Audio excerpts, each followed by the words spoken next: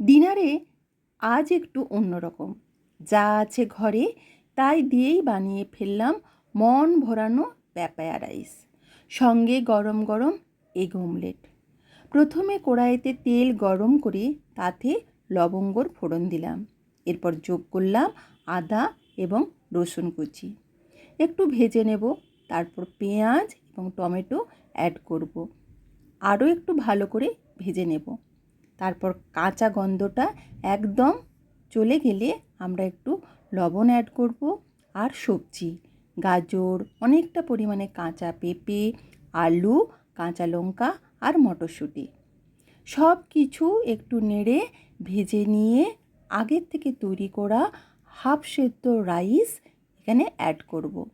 গ্যাসের আঁচটা কমিয়ে পরিমাণ মতো লবণ দিয়ে ঢেকে দিলাম, মাঝে মাঝে হালকা করে নেড়ে দিলাম। রান্না প্রায় হয়ে এলে যোগ করলাম কসুরি মেথি, চাইলে ধনেপাতাও দিতে পারেন। আর সঙ্গে থাকলো গরম গরম ডিমের অমলেট।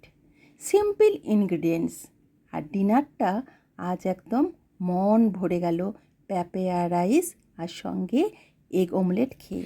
বাড়ির এই উপকরণগুলো দিয়েই বানিয়ে ফেলুন সিম্পল প্যাপায়া রাইস, খেতেও খুব সুন্দর এবং পেটও ঠিকঠাক থাকবে।